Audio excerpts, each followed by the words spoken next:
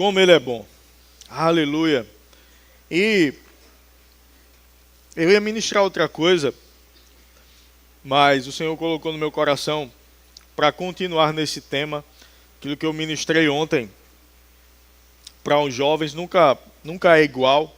Eu não consigo ministrar igual e quando eu tento fazer isso, dá errado. Então eu sempre já percebi, já aprendi que tem que deixar o Espírito fluir. Mas eu vou falar sobre propósito, prioridade e distração. Sobre como vivermos aquilo que Deus nos chamou para vivermos e como evitarmos de nos perder nessa caminhada rumo ao propósito das nossas vidas. Uma das perguntas mais feitas na internet, um dos assuntos mais buscados no YouTube, no Google, é como descobrir o propósito da minha vida. Essa é uma pergunta que permeia a existência humana e independe da idade.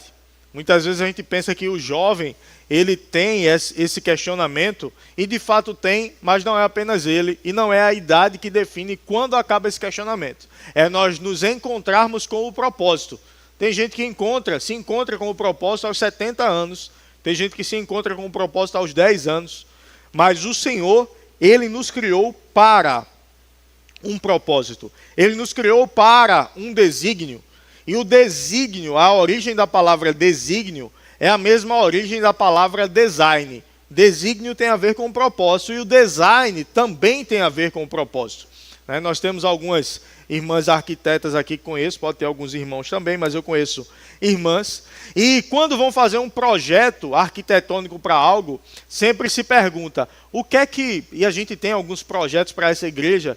A gente tem essa área que foi construída aqui do lado, foi projetada pela irmã Edileuza, aquilo que eu tinha no coração, conversei com ela, e ela colocou no papel, montou um desenho, ficou muito bonito, essa área lateral, e tem muito mais coisa para ser feita, mas sempre se pergunta, o que é que se quer gerar, pastor, com essa mudança? Qual o efeito que se quer gerar? Por exemplo, as luzes amarelas aqui do lado, inclusive as luzes do templo, nós mudamos, quem está aqui há mais de 2 anos, via como era antes, era tudo muito branco, e algo mais amarelado traz uma sensação de maior aconchego, de um ambiente mais confortável visualmente, e isso altera a nossa sensação de estar no ambiente. Então, quando eu mudo a iluminação, quando eu mudo um desenho de algo, quando eu faço alguma alteração estética, existe um design que indica um desígnio, que indica um propósito, uma vontade de ser, de gerar um efeito. Por exemplo, uma garrafa ela tem um design para que eu consiga segurar ela com uma mão só. Se ela fosse menor e mais larga, eu não conseguiria segurar com uma mão só. Se eu pegar uma xícara, uma xícara que é usada para café, por exemplo, para chá, para bebida quente, ela tem uma alça. Para que serve aquela alça? Porque a bebida é quente. Então eu posso pegar na alça, a alça não esquenta, então não esquenta a minha mão. Eu posso segurar uma bebida quente sem queimar a minha mão. Então o design revela o desígnio. O design revela o propósito. Então Deus colocou dentro de mim e de você habilidades, gostos, preferências, maneira de ser, que tem muita relação com o desígnio que Ele tem para nós, com o propósito que Ele tem para nós. Nós fomos chamados para sermos coroa da sua criação, reis e sacerdotes sobre essa terra, filhos amados de Deus. Nós fomos chamados como nação santa, sacerdócio real, povo de propriedade exclusiva de Deus, para anunciar as grandezas dele nessa terra, para fazermos a diferença nessa terra, para sermos luz nessa terra, para brilharmos, para darmos direção. Onde há escuridão, você fica perdido. Você não sabe para onde ir, você não sabe os riscos que tem em um lugar onde está escuro. Então, quando a luz chega, as coisas que estão erradas, elas são reveladas. Os perigos, eles são revelados. Nós fomos chamados para sermos essa luz no mundo, porque nós carregamos o Espírito da verdade dentro de nós. Então, nós não fomos chamados para sermos coitadinhos nessa terra, nós não fomos chamados para sermos vítimas nessa terra, mas nós fomos chamados para, através da atuação do Espírito Santo sobre nós sermos protagonistas nessa terra. Aí tem gente que confunde isso e diz, eu sou, eu tenho, eu posso, eu sou tudo isso independente de Deus, por causa da minha habilidade. Está completamente errado. Você não é nada sem Deus. Tudo que você pode, tudo que você tem, tudo que você é por causa da habitação do Espírito Santo dentro de você. Mas tem gente que vai para um outro lado. Miserável homem que sou, pobre, cego, nu. Isso até é bíblico, mas só que as pessoas tiram do contexto. Está falando justamente desse que acha que é alguma coisa por causa do que ele tem. E esse é um miserável, pobre, cego, nu. Eu não, o Espírito Santo veio habitar dentro de mim. Se eu pego um vaso e coloco um vaso de barro, vaso de barro é caro ou é barato? De uma forma normal, natural. Não pense no vaso de barro que foi moldado há 2.500 anos atrás. Não, um vaso de barro normal. Ele é caro ou é barato? É barato, não tem muito valor, não é isso? Mas se eu coloco bastante ouro dentro daquele vaso de barro, ele tem valor ou não tem valor? Tem muito valor. Mas por causa do vaso de barro ou por causa do que ele carrega? Por causa do que ele carrega, mas ele tem muito valor. Vamos lá.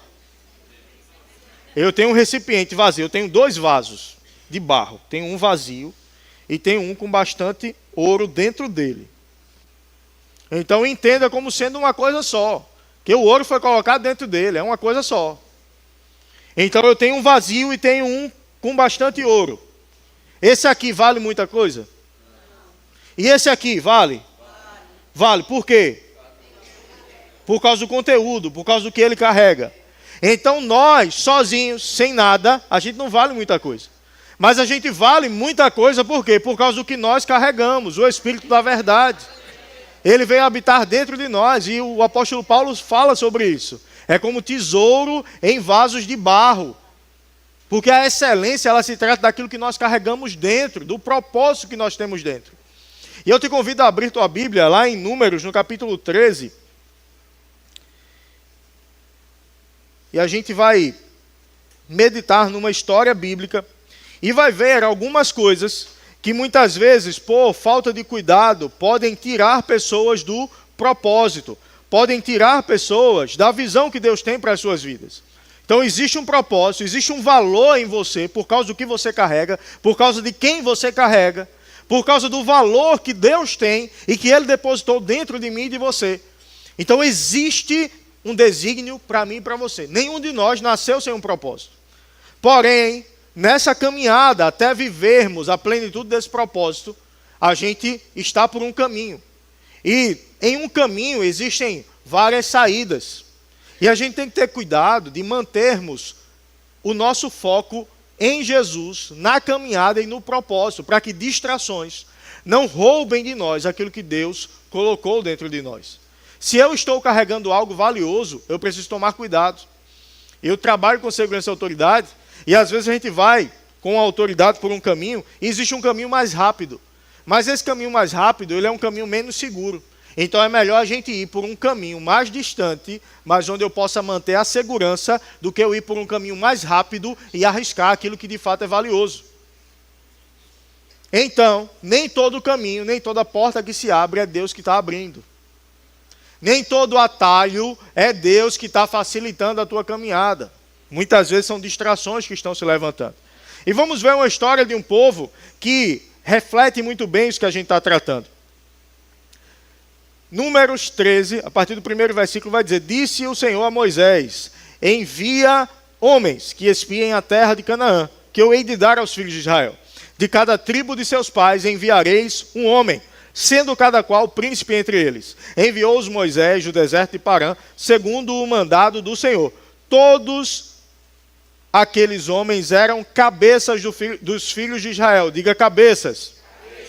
Então eram líderes dentro das 12 tribos. As tribos tinham príncipes, tinham líderes, tinham pessoas que exerciam funções importantes, exerciam liderança. Aí Deus disse: pega um de cada tribo e envia para olhar a terra. Qual o contexto aqui? O povo saiu do Egito, onde eram aprisionados. Deus levantou Moisés para tirar o povo de lá e levar o povo para Canaã, a terra prometida, a terra que mana leite e mel, a terra que já era do povo.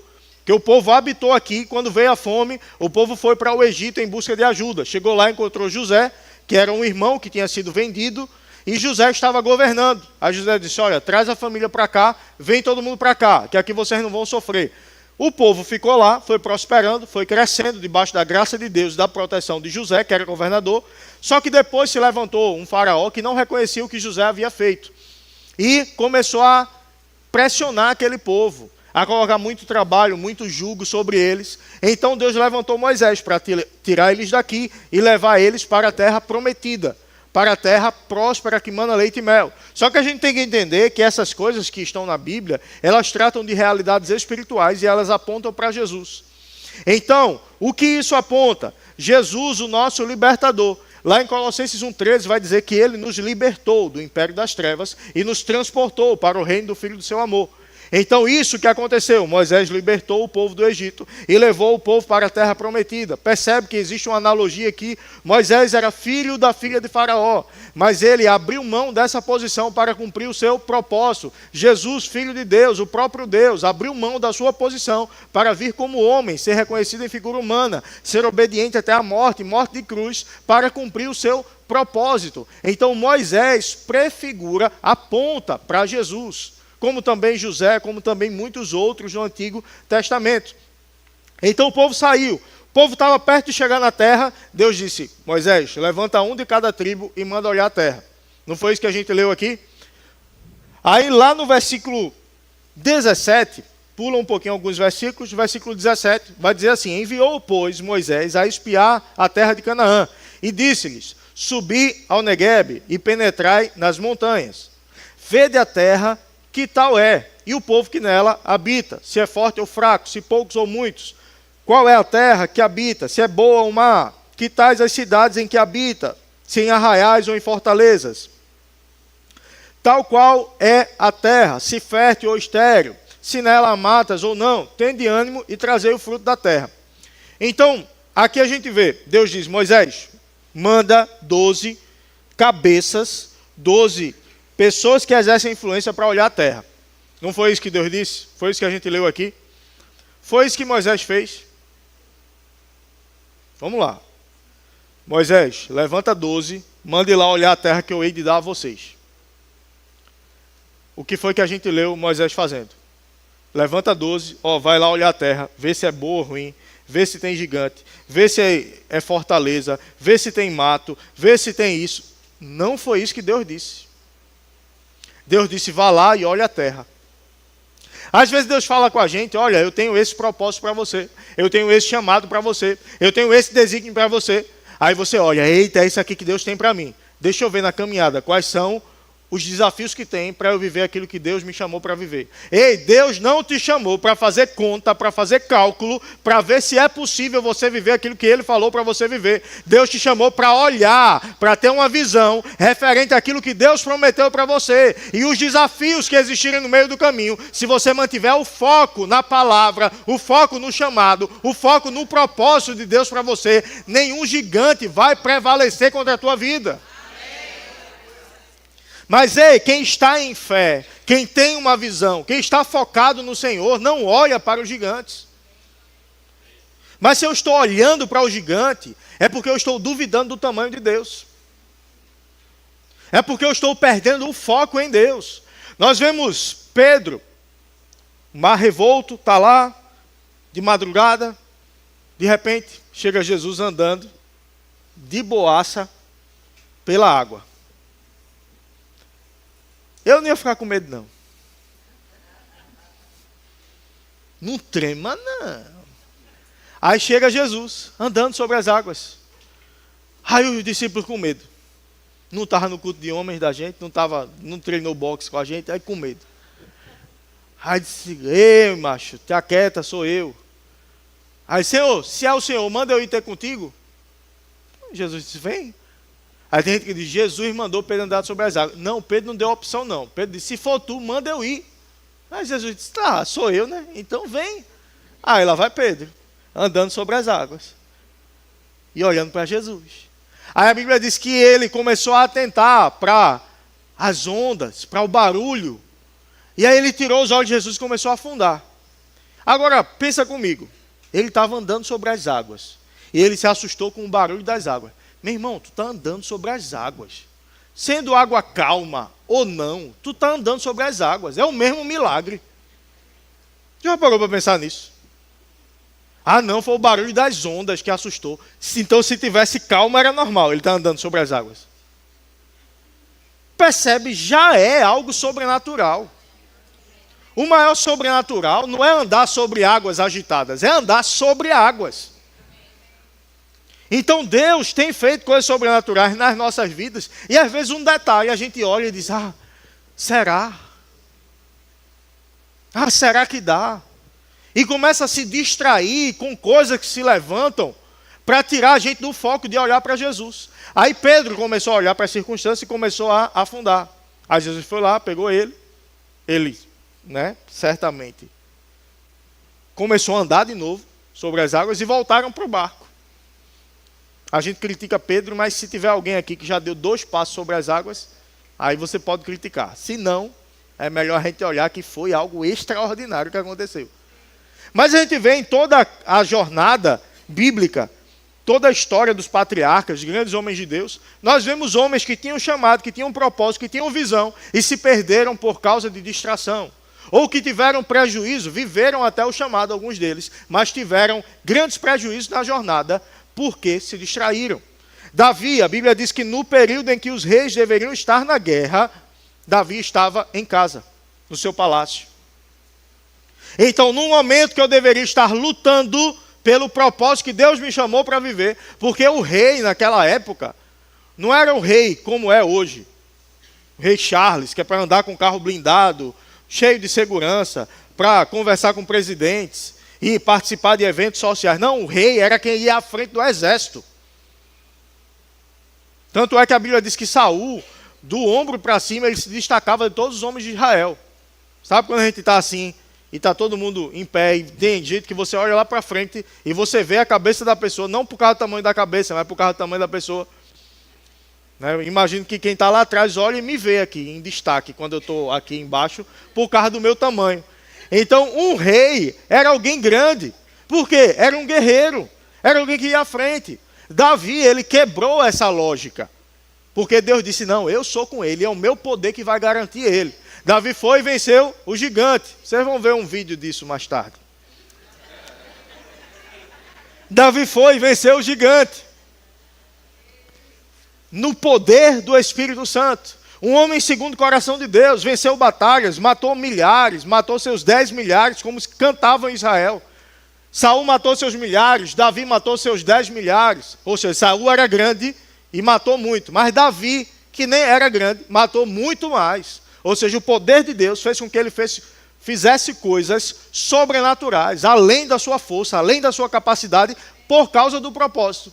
Porém, depois de já estar lá, Davi batalhou muito tempo, fugiu de Saul muito tempo, se escondeu de Saul muito tempo, e Saul tentando matar ele. Davi tinha a oportunidade de matar Saul, não fazia nada, porque Saul era ungido. Davi fiel ao princípio, fiel ao propósito, fiel à visão. Só que depois chegou num lugar de conforto, relaxou. Tem gente que, na vida de algumas pessoas, o maior inimigo do propósito é o conforto. O maior inimigo da fidelidade é a vitória. Porque depois que vence, esquece do Deus que o fez vencer. Depois que vence uma batalha, diz, não, agora eu vou descansar. Agora eu vou curtir. Ei, a gente curte enquanto batalha. A gente curte enquanto vive o propósito. A gente descansa porque a força que age em nosso favor não é a nossa força, é a força do Senhor. Então a vida de descanso não é um lugar onde eu vou chegar, é um lugar onde eu já estou. Mas isso não quer dizer que não tenha nada para fazer. Temos algo para fazer e não podemos nos distrair. Porque o que o diabo vai levantar para nos derrubar, muitas vezes, não vai ser algo pecaminoso. Muitas vezes vai ser uma distração lícita. Às vezes vai ser pecado. Mas às vezes vai ser algo permitido, algo lícito, mas que não convém. O apóstolo Paulo disse, tudo me é lícito, mas nem tudo me convém. Então tem coisas que não convém. Nesse caso, não era pecado Davi ficar no palácio, mas não convinha. Não é o teu papel, não é a tua função, é momento de estar lá. Às vezes tem gente que se levantam problemas familiares, e a gente está aqui como família, como igreja, para te ajudar, para orar com você, para te aconselhar na palavra. E está tudo bem. Mas às vezes tem problemas que se levantam, porque em momentos que era para estar na igreja, eu estou em casa.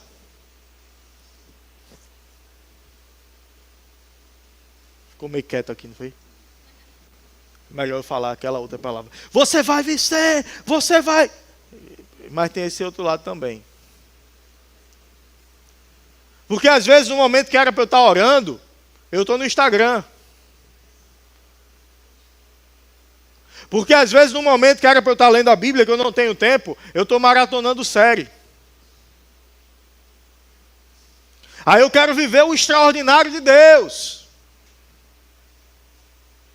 Mas eu gasto 5 horas e meia, em média, é o tempo que o brasileiro usa por dia no Instagram.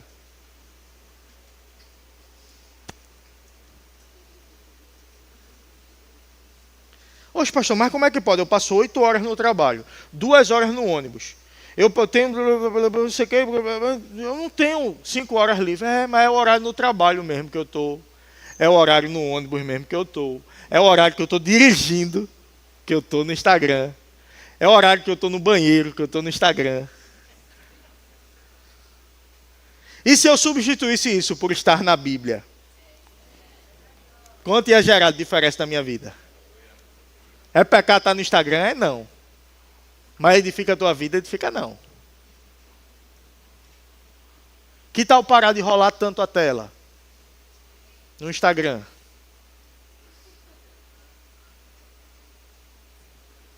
Eu fico dando esse sorriso porque os fotógrafos vão tirando as fotos. Aí quando vê depois a postagem, diz, o culto foi bem bom, o pastor rindo. Aí pega esses momentos que tu ri também, aí fala, o povo rindo também. Aí Davi estava no palácio, não estava pecando não. Mas quem está distraído, esquece do propósito. Aí quem está distraído é a maior. Eu estava vendo um vídeo hoje de um pessoal que foi para a África, uma excursão da África. E aí tinham vários leões e o pessoal andando no meio da selva com os guias, no meio dos leões. E ele disse, olha, ninguém pode sair da linha. Se você quiser tirar uma foto, quiser ver alguma coisa, toque em todo mundo na linha. E aí todo mundo vai parar junto e você tira. Você não pode ficar para trás. Porque você andando em linha, o leão olha e vê uma manada. Para ele é como se fosse uma manada. E ele não ataca uma manada. Mas se ele vê você sozinho, ele ataca. Porque ele entende que você está ferido, que você está sozinho e ele vai te atacar. Pergunta se alguém para. Pergunta se alguém se distrai. Porque quem é preso é quem está distraído. Aí Davi está lá, olha, vê uma mulher tomando banho. Aí olha de novo, permanece olhando. Aí o que acontece? Ei, vai lá, busca aquela mulher para mim.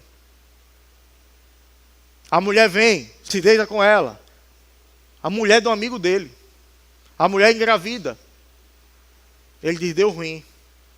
Manda chamar Urias. Urias vem, passa uns dias em casa, dorme com ela. Que aí Urias, o menino ia nascer. Rapaz, eu amo tanto o rei que o menino parece com o rei, ó. Mas só que Urias, fiel ao propósito, disse, eu não posso dormir com minha mulher enquanto os meus homens, os homens do meu exército estão lá na batalha. Urias veio e não dormiu com a mulher. Davi disse, deu ruim, de novo. Mandou uma carta por Urias. A carta selada. O cara era tão fiel que ele não abria. Chegou lá, tinha a ordem. Bota ele na frente para ele morrer. Urias foi, morreu.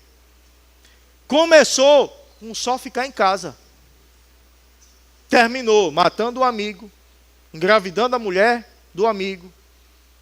Caindo em vários pecados que trouxeram consequências terríveis. Para vivermos o propósito, a gente precisa aprender a dizer não. Porque o que vai definir muitas vezes o sucesso que a gente vai ter em qualquer área, não são os sims que a gente dá, mas são os nãos que a gente aprende a dar nessa jornada. Porque para viver o propósito, eu tenho esse propósito para você, sim, Senhor, eu aceito, é um sim. Mas quantos nãos eu vou precisar dar para continuar vivendo a jornada que Deus tem para mim? Porque, ei, não se engane. Se o Senhor me faz uma proposta, o diabo vai fazer outras.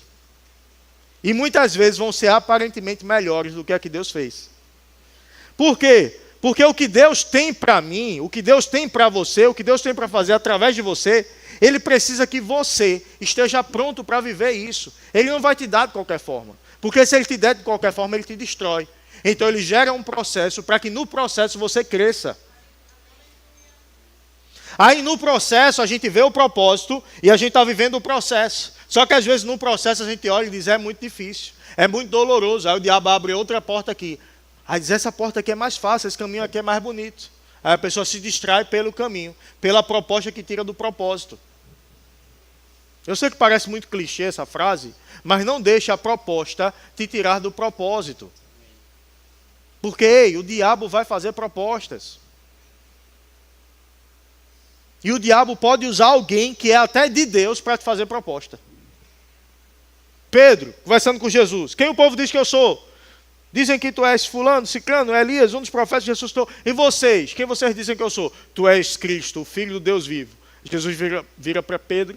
Não foi carne nem sangue que te revelaram essas coisas, mas o meu Pai que está no céu. Eu também te digo que tu és Pedro, sobre esta pedra edificarei a minha igreja, e as portas do inferno não prevalecerão contra ela. Olha que bênção. Rapaz, tu é Pedro, pedra, ficar a igreja, inferno, não prevalece, aquela revelação. Aí em seguida, não, eu vou passar por isso, não, Senhor, que não vai acontecer nada com o Senhor, não. Aí Jesus disse, para trás de mim, Satanás. O mesmo Pedro, que era pedra, que a igreja ia ser, em cima, depois de Satanás, sai daqui. Oxê, mas Pedro não era de Deus agora, continua sendo. Só que ele emprestou a boca, emprestou o ouvido a Satanás.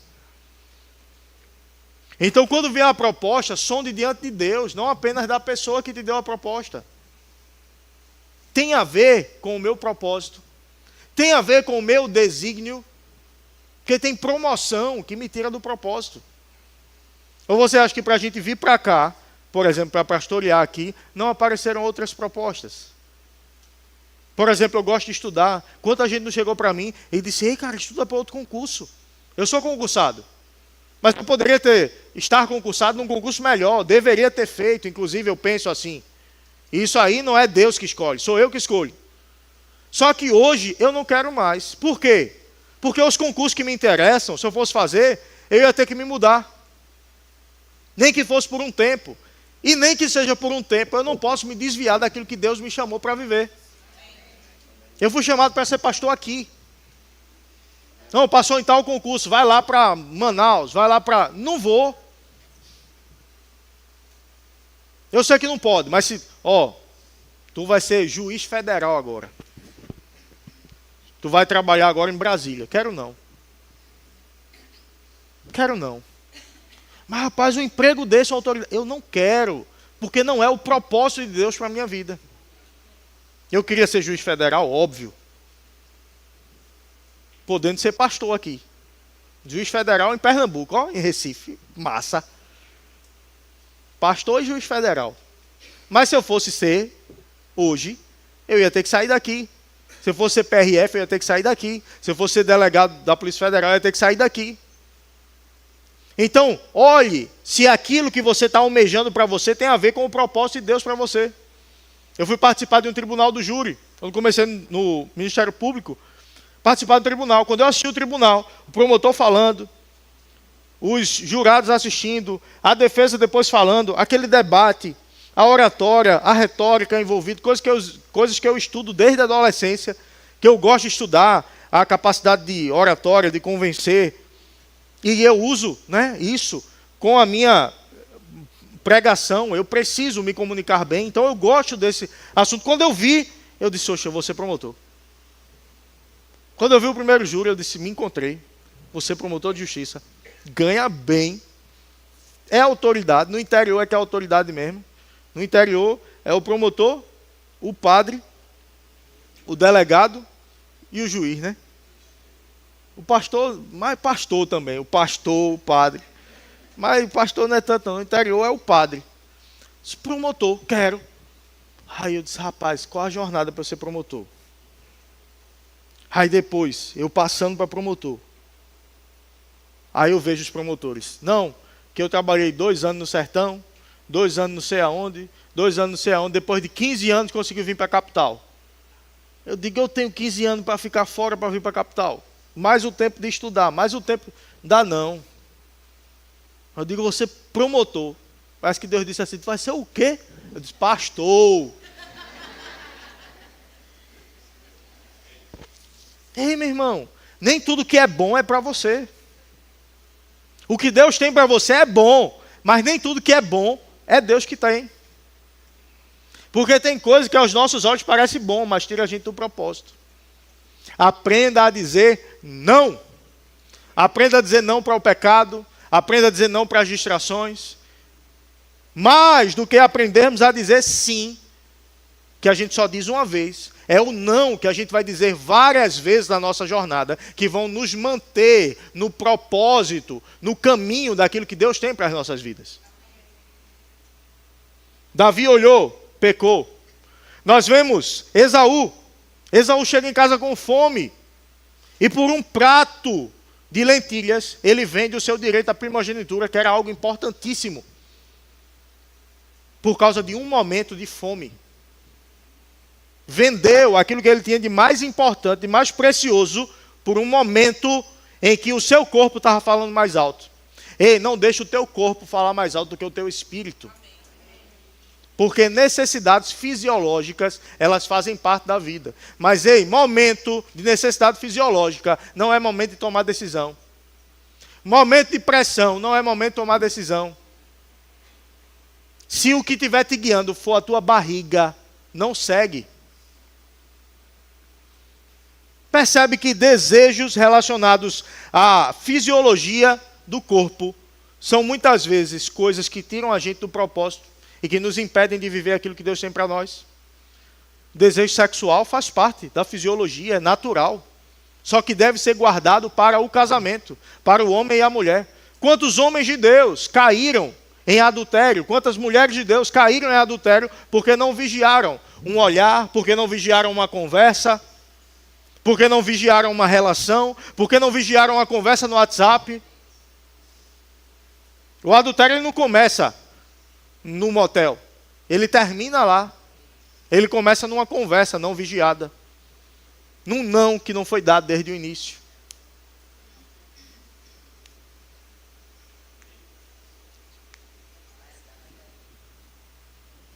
Tem um alfinete aí, só para fazer um teste, para soltar no chão.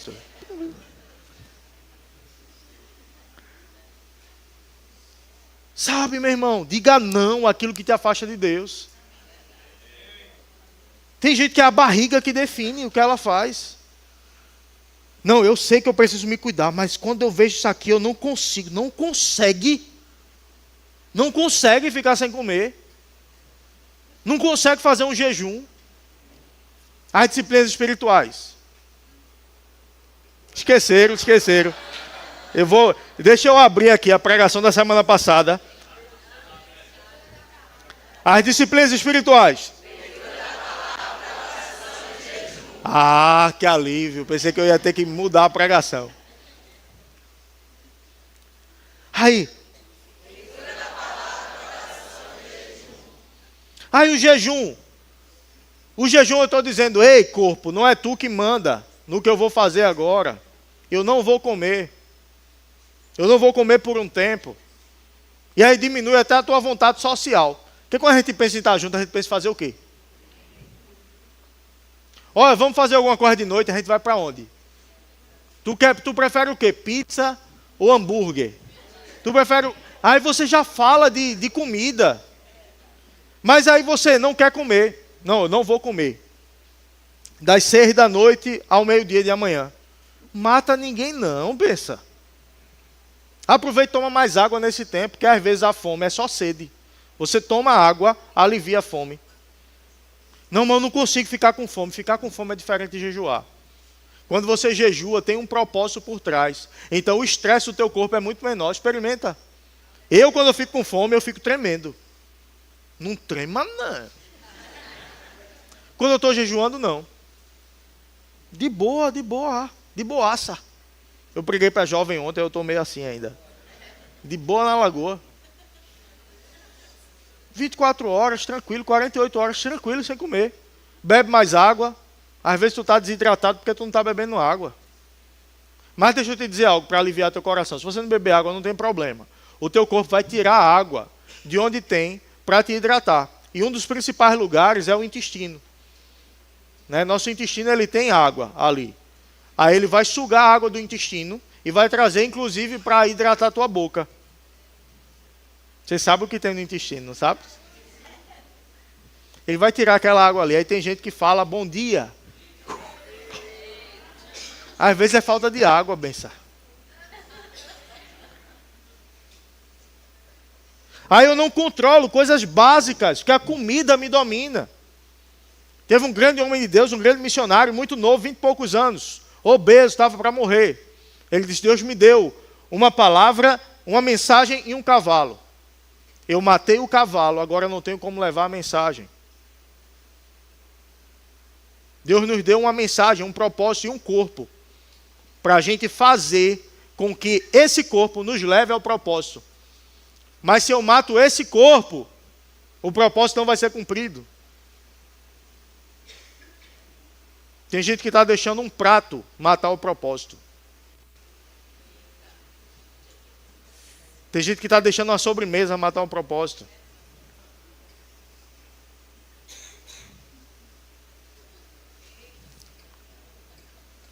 Tem gente que está deixando a falta de treino matar o propósito. Aí morre cedo. Aí faz, mas rapaz, por que Deus levou o irmão tão novo? Deus levou, Deus disse, eu levei. Ele estava na igreja quando eu mandei o Guilherme lá dizer para ele treinar, ele não quis treinar, e fui eu que levei, foi. Fui eu que botei o brigadeiro na boca dele.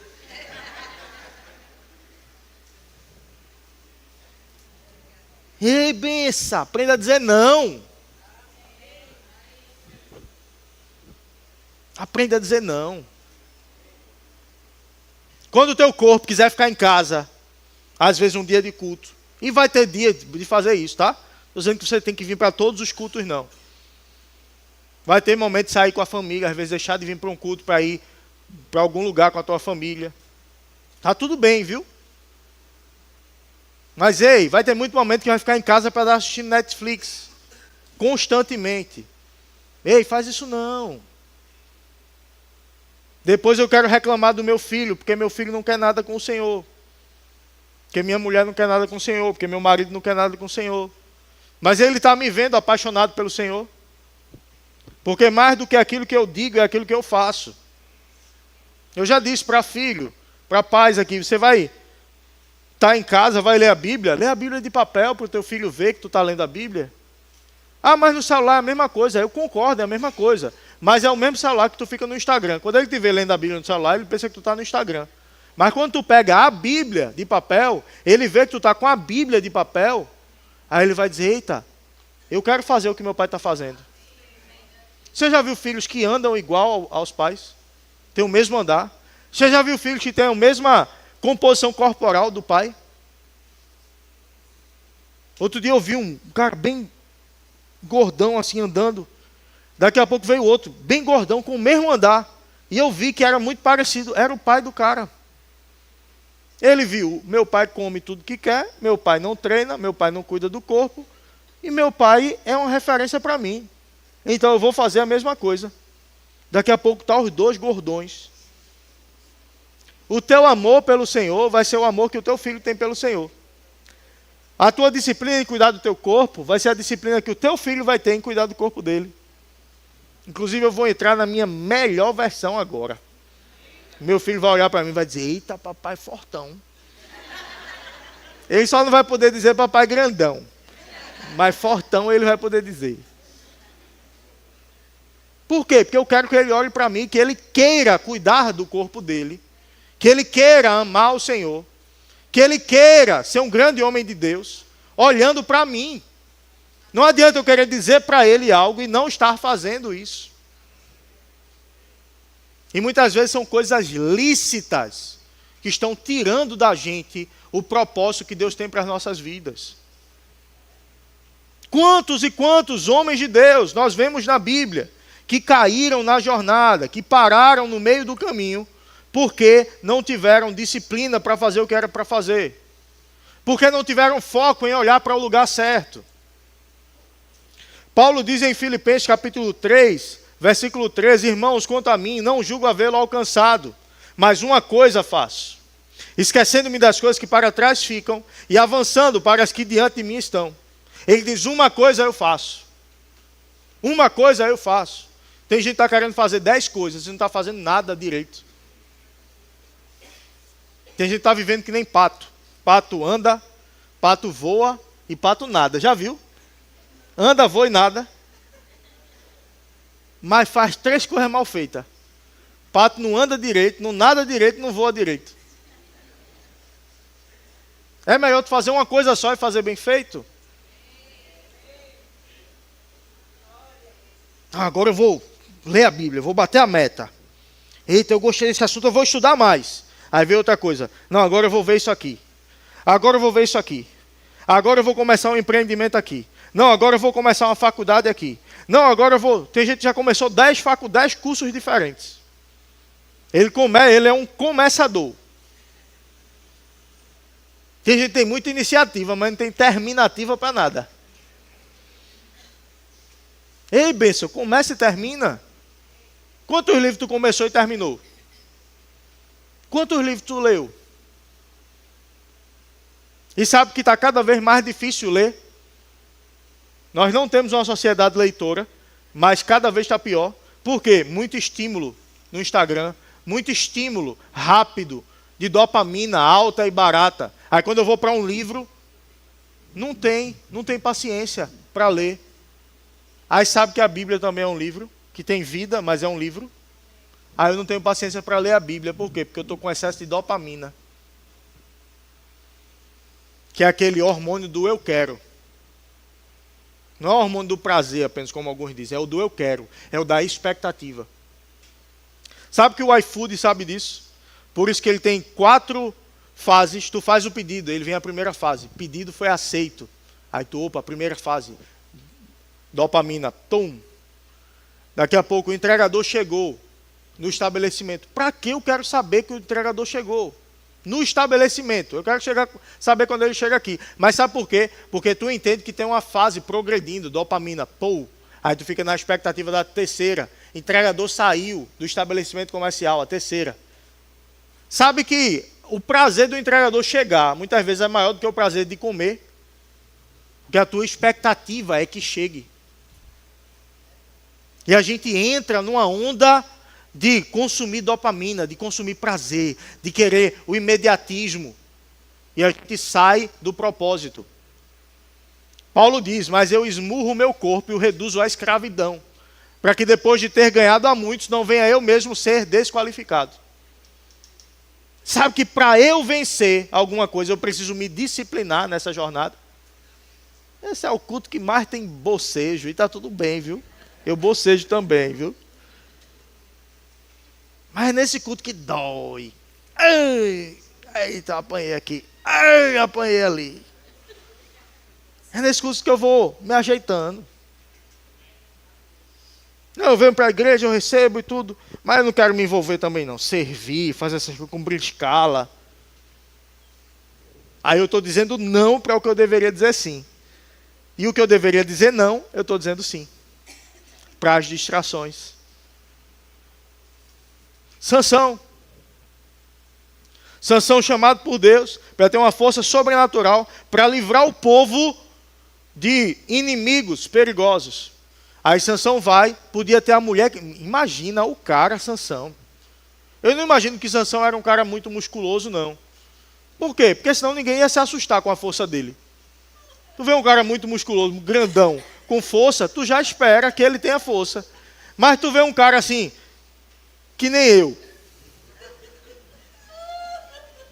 Não precisa rir tanto, irmão. Não precisa rir tanto.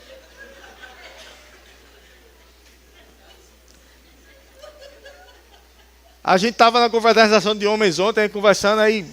Então vamos jogando futevôlei, um campinho de areia lá, jogando futevôlei.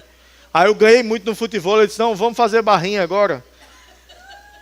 Aí, Continua rindo a irmã, pelo amor de Deus.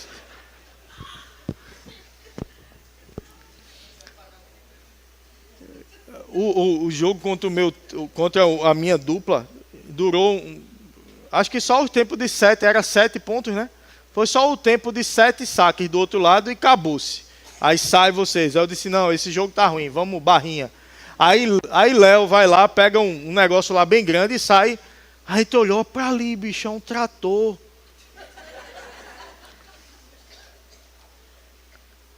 Aí pegando o negócio parecia um... Aí daqui a pouco o Fernando vai pegar o mesmo negócio para tirar.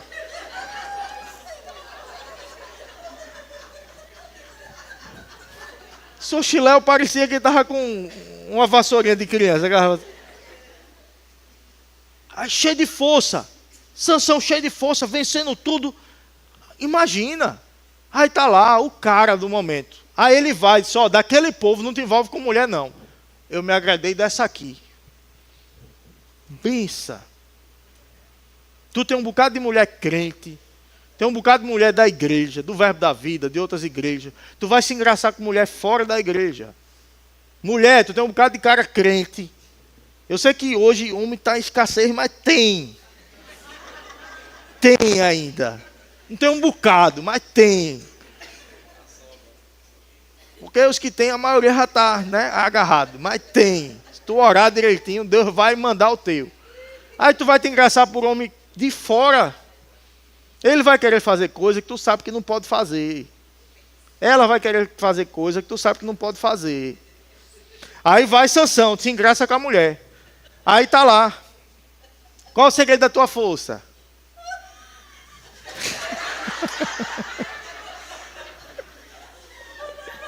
Vai, irmão, vá lá para fora, me ajude. Pelo amor de Deus.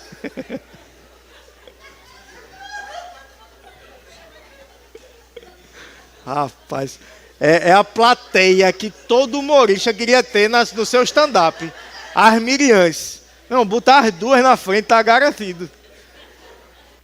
Eu pago mensalmente para elas rirem das minhas piadas, mas às vezes elas extrapolam. Aí tá lá. Foi o que mesmo? Sansão. Aí tá com a mulher. Qual o segredo da tua força? Qual o segredo da tua força? Amarra 7 cordas, não sei o que, assim, não sei o que. Aí vê os filisteus. Amor, os filisteus. Aí, pum. Na hora que ele está amarrado, pelo amor de Deus, bicho, a mulher chegou pro cara. Qual o segredo da tua força? 7 cordas. Ela amarra com 7 cordas. Na mesma hora chega os inimigos. Meu amigo, que cara inteligente, Sansão. Caneta Azul, Manuel Gomes. Começou a namorar com a mulher. Aí noticiou. Manuel Gomes, com a namorada, não sei o quê. Daqui a pouco, Manuel Gomes acaba o namoro. Aí, se o que foi, Manuel Gomes? Aí ele... porque a mulher, assim, sabe? Ela só ficava perguntando das minhas coisas, assim. Aí eu disse, não, quero não. Vá-se embora. Não quero não, essas coisas não. Ela só perguntava das minhas posses. Meu amigo Manuel Gomes ganhou de Sansão, pelo amor de Deus. Ele está candidato agora a deputado federal, né? Aí perguntaram a ele, Manuel Gomes, qual o seu espectro político? Seu espectro político. Qual a sua posição política? Você é mais à direita ou mais à esquerda? Ele disse, eu sou mais na minha, assim, eu sou mais na minha. Pelo amor de Deus, mais na minha. Esse cara ganhou de Sansão. Aí Sansão amarra assim. Eu fico imaginando Sansão, amarra assim, é só você amarrar assim.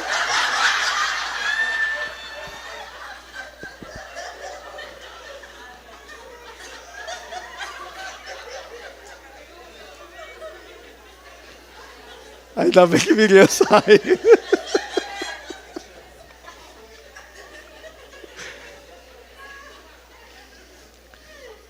Daqui a pouco... E a mulher, naquela época, ela tinha um moído. As de hoje não tem mais não, mas... Sabe, ficar no pé. É porque tu não diz. Porque tu não sei o quê. Se fosse para os teus parceiros na rua, tu dizia. Mas porque é para mim, tu não diz. E porque... Não, meu amor, a mulher lá naquela época. Sei não. Daqui a pouco ele não aguenta o moído. E ele diz, é o meu cabelo. É o meu cabelo, mulher.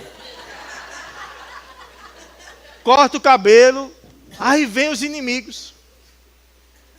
Pelo amor de Deus, homem, tinha dito um não logo no começo. Quando tu vê Sansão agora, tu vai lembrar de Manuel Gomes.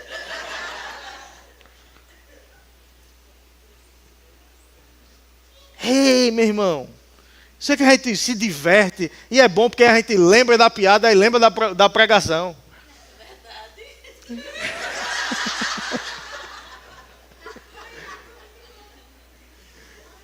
Meu irmão, aprenda a dizer não para aquilo que te afasta do propósito.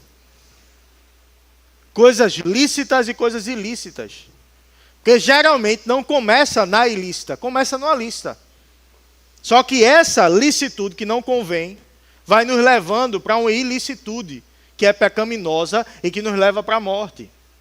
Porque o pecado, uma vez consumado, dá luz à morte. Tiago vai dizer, ninguém ao ser tentado diga de Deus sou tentado, porque Deus a ninguém tenta. E ele mesmo não é tentado pelo mal. Mas nós somos tentados pelos nossos próprios desejos. Não porque Satanás agora está me tentando. É não, bênção. São os nossos desejos. Se tu gosta de mulher, é o teu desejo por mulher.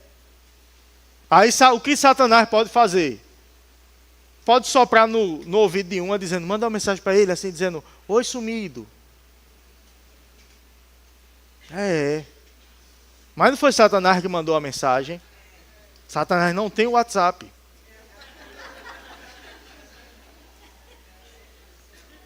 Aí o cara fala, não, eu caí, fui pro motel, Satanás me levou. Satanás não dirige Uber também. Nem táxi. Até Eliane riu nessa.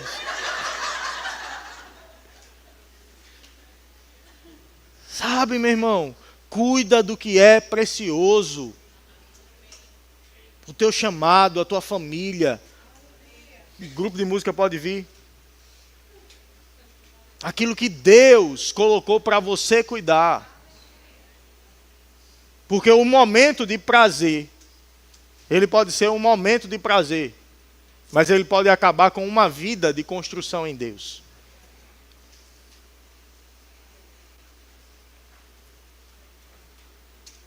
Um momento, algo que não foi vigiado, que termina num pecado, que vai durar uns minutos ou segundos.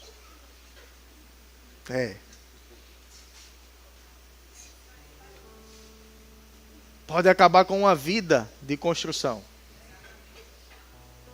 de família. E depois a dor é grande. E não vai durar segundos nem minutos. E as consequências vão durar anos e talvez uma vida. Davi teve um filho estuprando a outra filha, que era a irmã. Um filho estuprou a irmã, que era outra filha de Davi. Davi, como já tinha pecado pesado antes, não puniu o filho como deveria. Não se sentiu na moral para isso. O outro irmão ficou com raiva. O que aconteceu? Um irmão matou outro irmão. Porque não teve a correção que deveria ter tido do pai. Por que não teve a correção? Porque o pai achava que podia passar por cima, porque ele já tinha feito. Entende? Começou com um olhar, terminou com um irmão estuprando a outra irmã e um irmão matando outro irmão. Quanta gente morreu e quanta família foi destruída por causa de um olhar. Eu participei da reconstituição de um crime lá em Camaragibe. Você deve lembrar dessa situação. De uma abordagem policial que o cara matou 2 policiais. Na mesma noite, na mesma madrugada, alguns homens se reuniram e mataram a mãe do cara, a irmã, o irmão, cunhada, cunhado. saiu fazendo saceiro na família do cara que matou os 2 policiais. E eu estava lá na reconstituição, eram 3 policiais no dia, 1 sobreviveu e 2 morreram. E conversando com as pessoas envolvidas lá na situação, aí alguém disse, ficaram 12 órfãos daquela noite. Uma abordagem, para a mão na cabeça. O cara certamente estava com alguma coisa errada, correu. O policial correu atrás, atirou na polícia.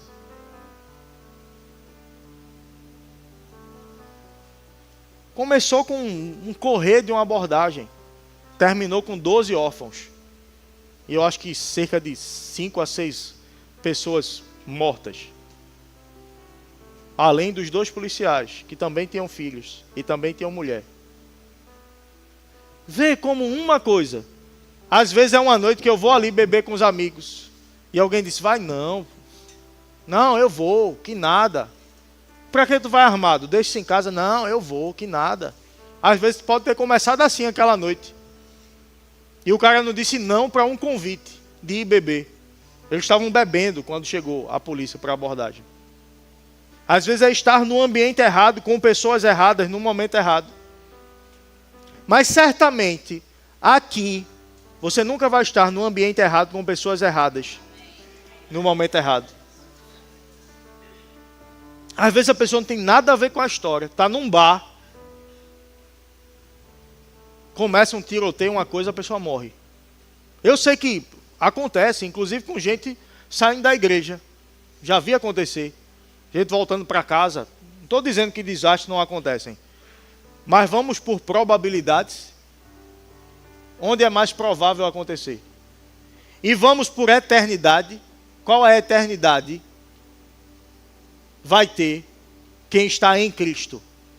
Eu estou assegurado. Nenhum mal pode me acontecer, não. Como é que tu diz que nenhum mal pode acontecer? Não pode. O máximo que a morte pode fazer comigo é me jogar nos braços de Deus. Isso é mal? Eu não quero morrer, não. E agora, menos ainda, que meu herdeiro está chegando aí. Mas, ei, eu não tenho medo da minha eternidade, porque eu sei em quem ela está. Diga não para as propostas que te levam para longe de Deus. Mesmo que naquele momento o não possa doer. Mesmo que naquele momento a disciplina possa doer. Mas uma vida disciplinada, ela vai gerar um futuro que vai ter valido a pena a disciplina. Você não vai ver ninguém de sucesso dizendo, eu fiz tudo que eu queria e cheguei aqui. Todo mundo você vai ver, eu tive que abrir mão disso, eu tive que abrir mão disso, eu tive que abrir mão daquilo. Aí alguém que se acha esperto diz, eu não quero abrir mão de nada, já está abrindo.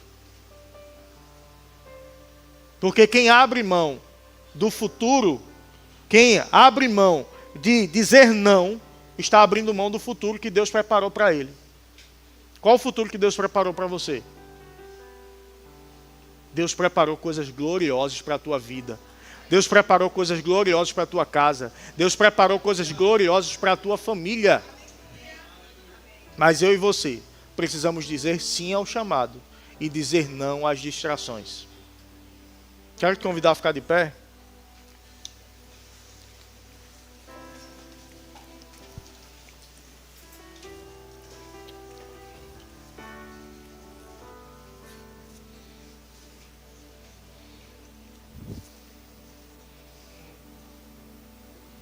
Eu quero te convidar a fechar os teus olhos nesse momento. E pensar um pouco sobre como tem sido a tua vida. Como tem sido o teu dia a dia. Como tem sido tua vida com Deus. Como tem sido tua disciplina em fazer aquilo que Deus te chamou para fazer. Para onde você está caminhando. O que você está fazendo com o propósito de Deus para a tua vida. Não para trazer condenação para a vida de ninguém, nem orgulho para a vida de ninguém. Mas para a gente se avaliar. Porque uma mudança de rota exige primeiro uma avaliação da rota que eu estou tomando. Para eu entender o que precisa mudar. E uma vez que você para pensar nisso, o Espírito Santo, o Espírito da verdade, ele te guia a toda a verdade. Então, se tem algo que tem atrapalhado a tua caminhada com Deus, o Espírito já está falando para você. Eu não tenho como mencionar todas as coisas, mas o Espírito tem como mencionar todas as coisas de forma pessoal, individual e específica. O que tem atrapalhado o teu chamado? O que tem atrapalhado a tua vida com Deus? Isso aqui não se trata de pessoas apenas que estão no mundo, não. Eu estou falando de crente, eu estou falando de pessoas, inclusive, que têm vivido o chamado. Eu tenho que olhar na minha vida o que tem atrapalhado o desenvolvimento do meu chamado, porque Deus tem mais para a minha vida. O que eu posso fazer mais para Deus? O que eu posso fazer melhor para Deus? O que eu posso cortar mais da minha vida? O que eu posso tirar mais de distração para estar mais focado no meu chamado? Todos nós temos algo a melhorar nisso. Tem ninguém aqui que tenha chegado à perfeição. O que eu posso fazer mais pela minha família, pelo meu casamento, pelo meu futuro, como eu estou construindo meu futuro com Deus, como eu estou construindo meu futuro profissional, como eu estou construindo o meu futuro ministerial em relação a chamado. Esse é o momento de pensarmos. Agora é o momento de você fazer a tua oração individual. Uma vez que o Senhor já te revelou, eu te convido a fazer a tua oração com Deus e fazer um compromisso com Ele, individual, do que você precisa soltar, do que você precisa deixar.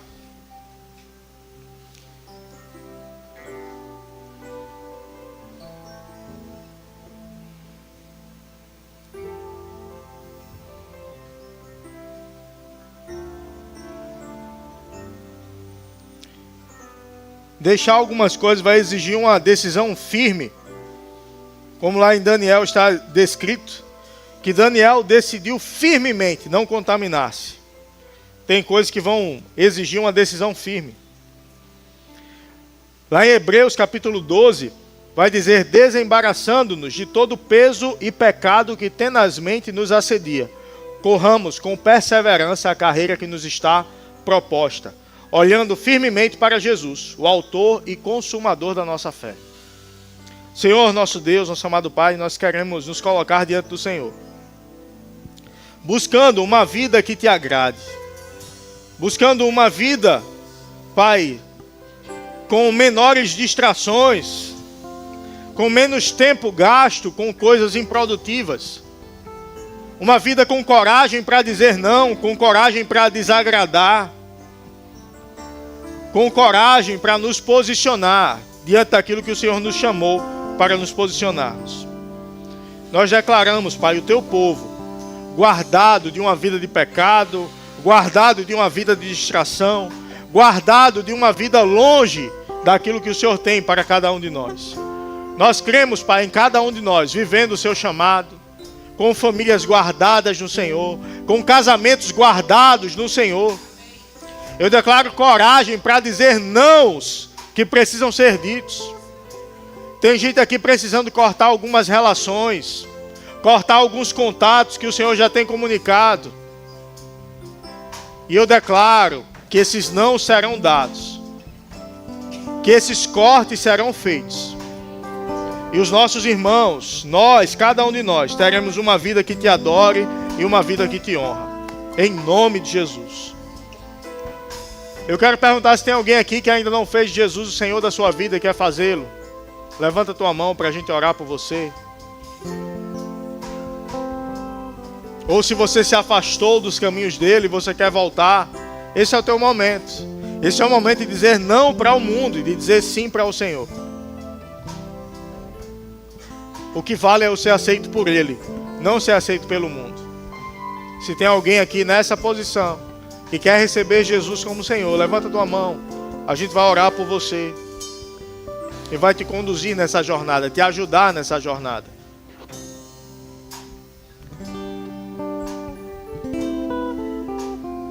Tem alguém com algum sintoma de enfermidade no seu corpo?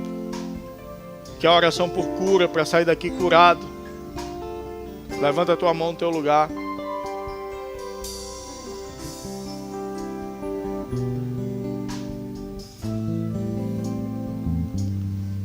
Todos sarados e curados. Vamos cantar esse trechinho da música. Por pra te adorar. Foi que eu nasci. Cumpra em mim o teu querer. Faça o que está em teu coração. E que a cada dia eu queira mais e mais estar ao seu lado, estar ao seu lado, estar ao seu lado, Senhor. Senhor, minha vida oferecer como oferta de amor, sacrifício. Quero minha vida a te entregar como oferta viva em teu altar. Pois pra te adorar foi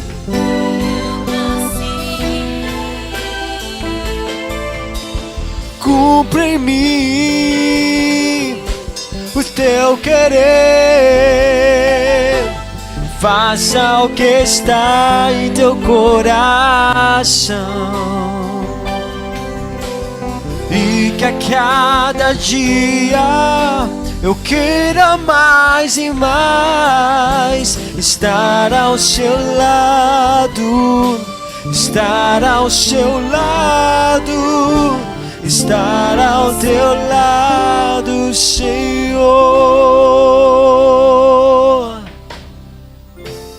Aleluia. Que isso tenha sido a nossa oração para o Senhor. E que ela seja feita não apenas quando estamos aqui, mas diariamente. Nós queiramos mais e mais estar ao lado dele. Que nós ofereçamos a nossa vida a ele diariamente. Não apenas no momento do culto, não apenas no dia do culto. Fazendo o que o agrada e o que nos leva para mais perto dele. Nós cremos assim em nome de Jesus. Amém. Aleluia. Você pode sentar um pouco?